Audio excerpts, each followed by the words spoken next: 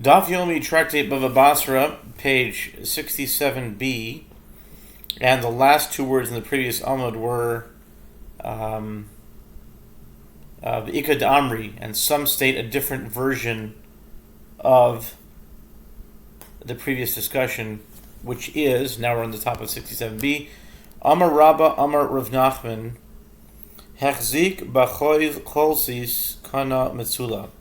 Pshita Daha Amar Shmuel Machar Lo Asar Sodos V'chula Mahu Detema Hasam Hu Desadana Ta'arachatu Aval Hacha Ha-Tashmishta Lachud V'ha-Tashmishta Lachud Kamash Milan. Rabbah actually said that Reb Nachman said, if one sold another a sand field and a pond, and the buyer took possession of the sand field, he has also acquired the pond. The Gemara asks, this is obvious, as Shmuel says, if one sold 10 fields to another in 10 different regions, once he takes possession of one of them, he has acquired them all. The Gemara explains why Rav Nachman's statement was nevertheless necessary.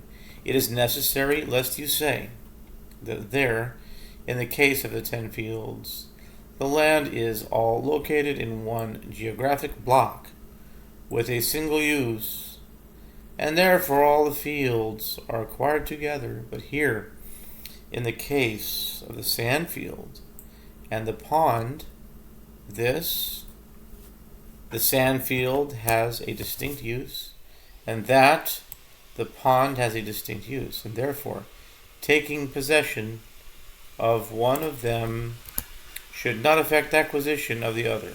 Therefore, Rav Nachman teaches us that if the buyer took possession of the sand field, he has acquired the pond as well. And that's the end of that. We're starting the Mishnah. Hamocher beis habad machar esayam ves hamemel ves habesulos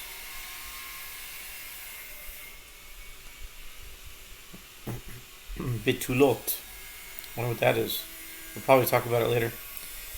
Hamemel ves habetulot aval lo machar es avirim ואת הגלגל ואת הקוירה ובזמן שאומר לו הוא בכל מה שבסויכוי הרי כולם נכוחים. רבי אליעזר אומר המויכר בייס הבד מוכר אס הקוירה. The Mishnah says one who sells an olive press without specifying what is included in the sale has sold it with the yam and the memel and the betulot, whatever those things are. I think we'll find out later. The immovable elements of the olive press.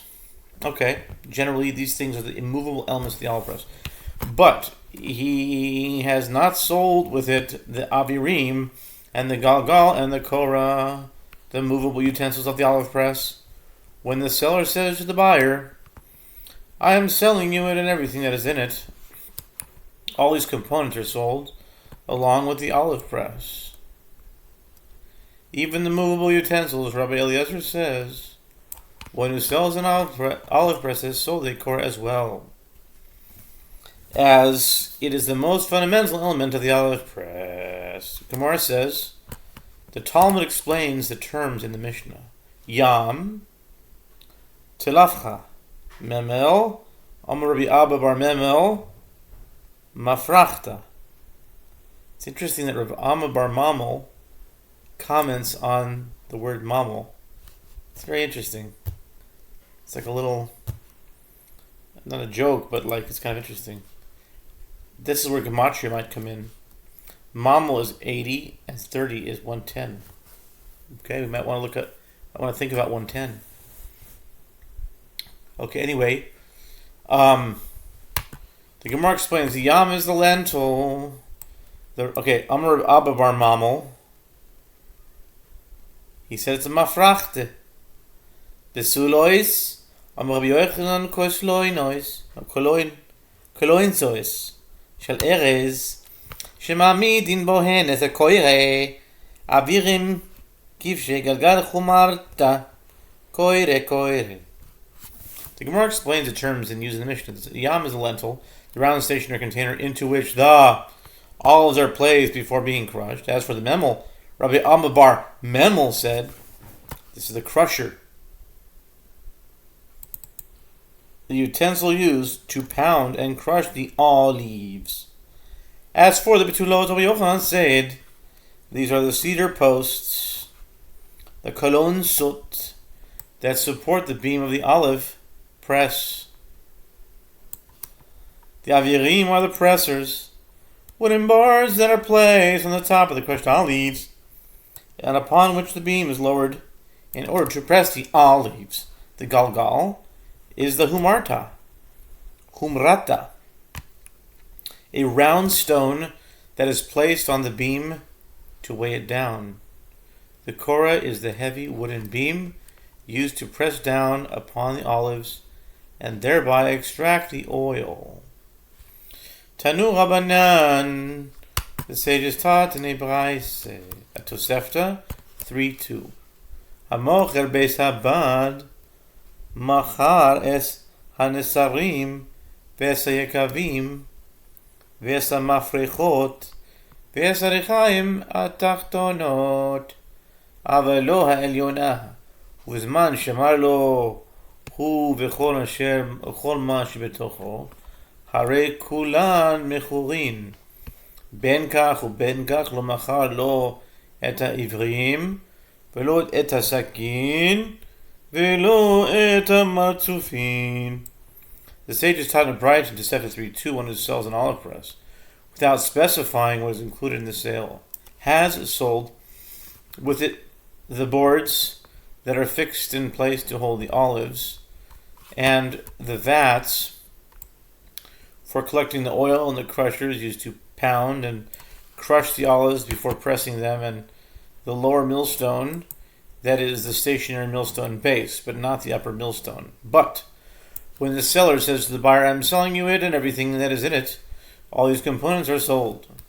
Both in this case, where he executes the sale without specification, and in that case where he adds the phrase that he is selling everything that is in the olive press, he has not sold the wooden boards that are placed on top of the crushed olives when they are being pressed, nor has he sold the sacks, nor has he sold the leather bags for carrying the olives, as these are the movable goods that are not specifically part of the olive press. Rabbi Eliezer Omer, Hamocher beis habad, Machar es koire, shelo nikra beis habad, ela al shum koire. Rabbi Eliezer says, one who sells an olive press has sold the heavy wooden beam used to press down upon the olives, as it is called the olive press due to its beam, only due to its beam, the most essential part of the press, and this beam is otherwise known as a bad. And that's the end of that new Mishnah. Hamoicher samerchatz lo machar es hanisorin v'es ha-safolin v'es ha-beloniois v'zman she'amar loi hi v'chol ma shebesoicha harei kulan mechurin ben kach u'ben kach loi machar loi es ha-megurois shel mayim v'lo es ha-ois shel eitzim. The Mishnah says one who sells a bathhouse without specifying what is included in the sale has not sold the boards that are placed on the floor, nor has he sold the basins or the curtains.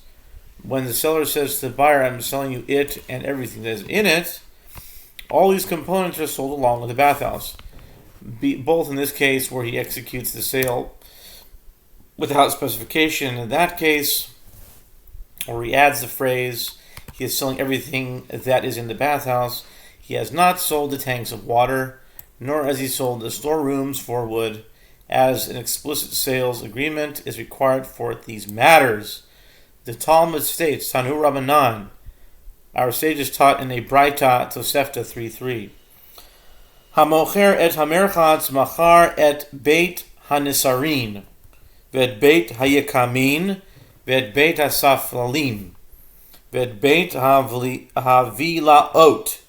aval lo et nasrin atzman, velo yakiman atzman, velo sefalim atzman, velo vilaot atzman, uvizman she'amar lo hi v'chol ma shebesaycha, hare kulam mechurin, ben kach uben kach, loy machar loy es habrechos, hamafsekos lo mayim ben. Okay, well, and to be continued on the next daf, which is the Gemara. The sages taught in Braita, one who sells a bathhouse without specifying what is included in the sale has sold with it the storeroom for the boards and the storeroom for the implements called yekamin, and the storeroom for the basins and the storeroom for the curtains vilaot. But he has not sold the boards themselves, nor the yekamin themselves, nor the basins themselves, nor the curtains themselves. When the seller says to the buyer, I'm selling you it and everything that is in it, all these components are sold along with the bathhouse, both in this case, where he executes the sale without specification, and in that case, where he adds the phrase that he is selling everything that is in the bathhouse. He has not sold him the pools that supply him with water. Whether, and then we'll continue the next Amud.